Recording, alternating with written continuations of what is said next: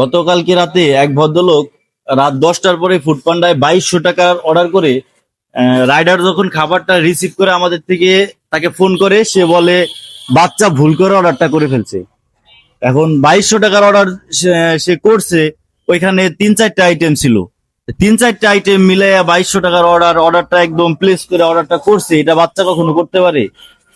উনাকে রাইডার যখন ফোন দিছে, উনি বললো, উনি এক কথায় ওনার কথা শেষ যে বাচ্চা ফোন করে অর্ডারটা করে ফেলছি, কিন্তু আমি ওইখানে 2200 টাকার খাবারটা রেডি করছি।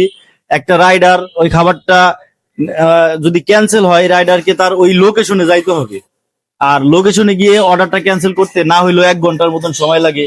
তাই যারা এইসব রাইডার ফুড পান্ডা ফুডিতে কাজ করে, তারা কিন্তু স্টুডেন্ট, তারা হয়তো বা আর্থিক সমস্যার কারণে হোক বা যে কোনো কারণে এরা পার্ট টাইম জব করে 2-4 ঘন্টা কাজ করে।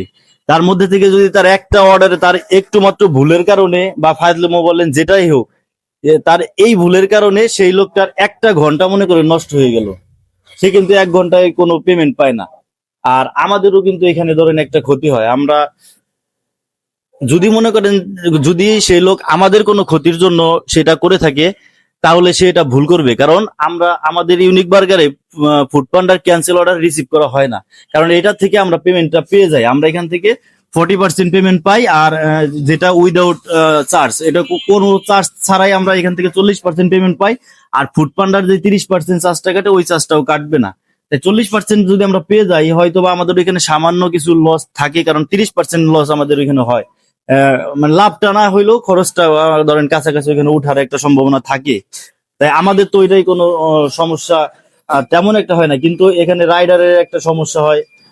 তার সামান্য একটু ভুলের কারণে এখানে 3জন মানুষ ক্ষতিগ্রস্ত হয়। এক হচ্ছে আমরা ক্ষতিগ্রস্ত হই, রাইডার হয় সবচেয়ে বেশি সমস্যায় পড়ে, কারণ রাইডারের 1 ঘন্টা নষ্ট হয়। কারণ এরা স্টুডেন্ট, এরা 2-3 ঘন্টা কাজ করে, তার মধ্যে থেকে যদি একটা অর্ডারের জন্য 1 ঘন্টা তাদের নষ্ট হয়ে যায়, তাহলে এটা কিন্তু তার জন্য বিশাল বড় ক্ষতি। সেই অর্ডারটায় কোনো টাকা পাবে না, কিন্তু আপনার ওই অর্ডারটা নিয়ে তার যে অর্ডারটা করবে তার লোকেশনে যেতে হবে, তারপরে অর্ডারটা ক্যান্সেল হবে। তাই দয়া করে যারা এরকম ভুল করেন বা ফাজলামো করেন, আপনাদের কাছে অনুরোধ থাকবে আপনারা এগুলো করবেন না। কারণ এইটা আপনার একটু দুষ্টুমির জন্য এখানে 3টা লোক ক্ষতিগ্রস্ত হয়। একে তো আমরা ক্ষতিগ্রস্ত হব, রাইডার ক্ষতিগ্রস্ত হয়, এবং কোম্পানি ফুড পান্ডার যে কোম্পানিটা, এরাও ধরেন ক্ষতিগ্রস্ত হবে।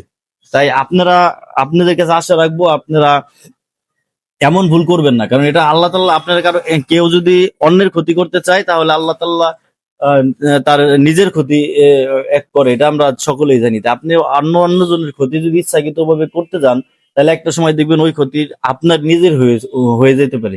তাই সকলকে অনুরোধ করবো, এরকম ফাজলামো কেউ করবেন না।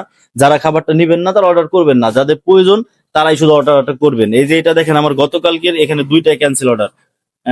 একজন একজন বলছে যে সে রাতের বেলা বাসার থেকে চাবি পাইতেছে না গেটের, এই জন্য নামতে পারতেছে না।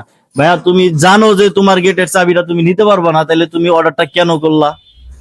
এখানে আমি তো খাবারটা বানিয়ে খাবারটা পাঠাইছি, এখানে রাইডারটা নিয়ে গেছে, এখানে আমারও লস হয়েছে, রাইডার খাবারটা নিয়ে গেছে, রাইডারের লস হয়েছে। আর তুমি তো বাসায় বসে অর্ডারটা করলা, এক কথা বলে দিলা চাবি শেষ। কিন্তু এখানে কতগুলো মানুষের এখানে পরিশ্রম গেল, সময় গেল, আহ টাকা নষ্ট হইল, লস হইলো। তাই ভাই, যারা যারা এইরকম চাকরির মাধ্যমে অনলাইনে ফেক অর্ডার গুলা করেন, আপনাদের কাছে অনুরোধ রাখবো, আপনারা এগুলা করবেন না দয়া করে। সকলে ভালো থাকবেন, ধন্যবাদ।